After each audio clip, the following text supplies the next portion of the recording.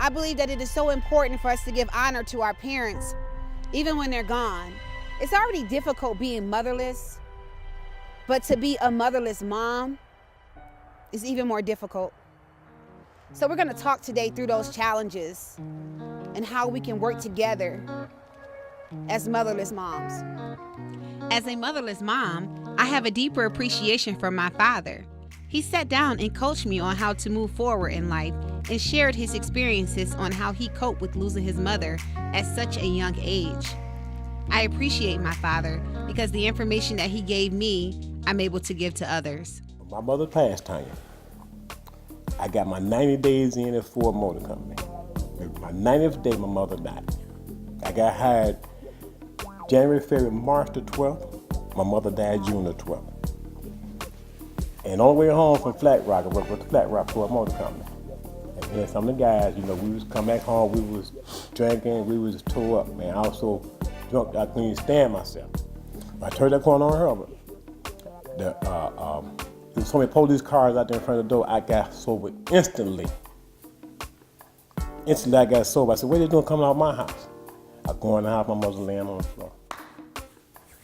She had passed. How old was she? My mother was 37 years old. You keep on mentoring your girls and teaching them about life in general and pray with them. Always pray before you start doing anything. Before you even get up in the morning, hit that phone, you thank God let you be able to walk.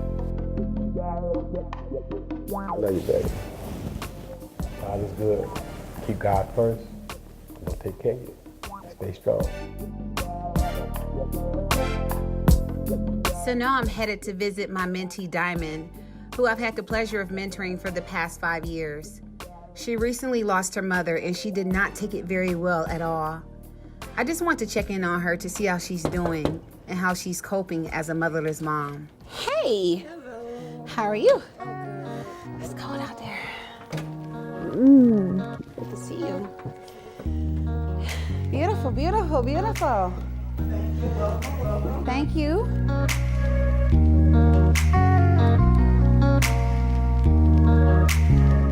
I spoke with Diamond and she shared with me how hard it is to be a motherless mom.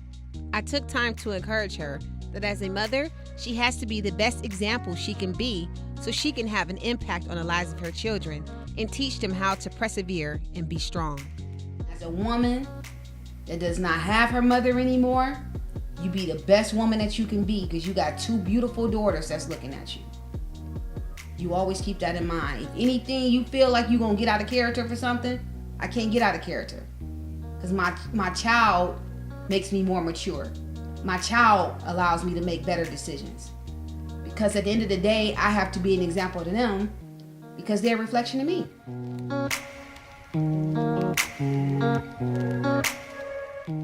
Next up, I'll be catching up with an old friend, Marcel. We went to high school and college together.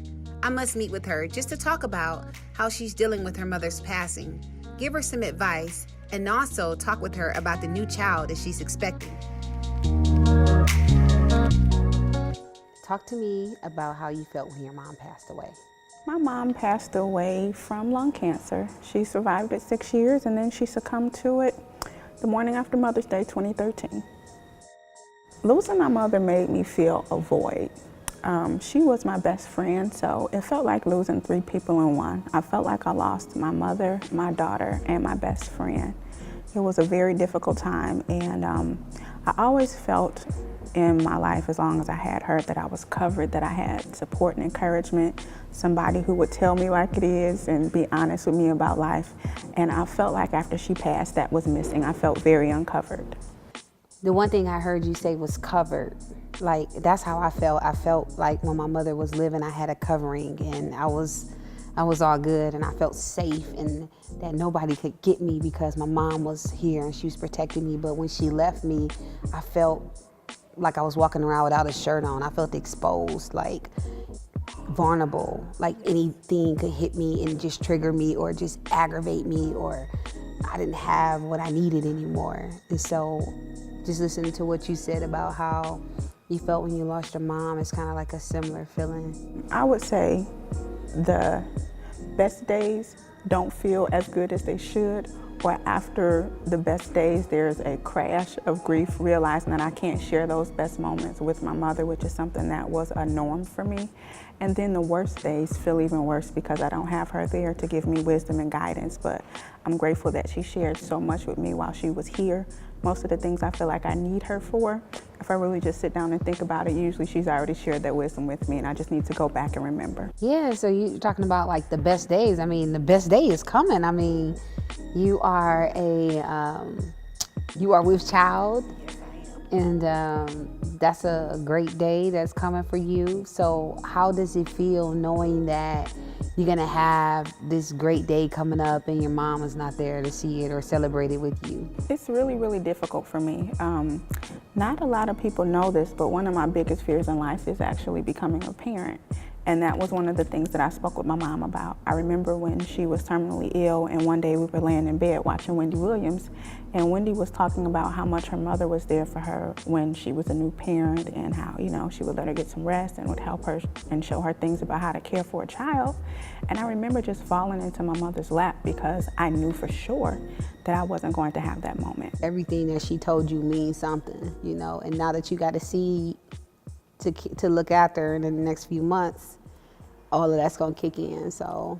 And it's my pleasure when I hear people say, you sound just like your mother, you look just like her, because she was an amazing woman, mentally, physically, emotionally, spiritually, in every way I can imagine. And it's my honor for anybody to see her in me. And it's part of my dream to continue to keep her legacy alive through my words and my deeds. That's awesome and uplifting because that encourages other women as well.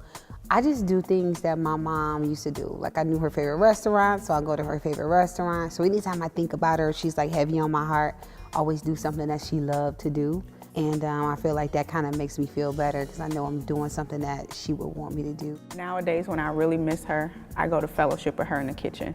I smell things, I feel the food. Just listening to the food reminds me of times we spent together.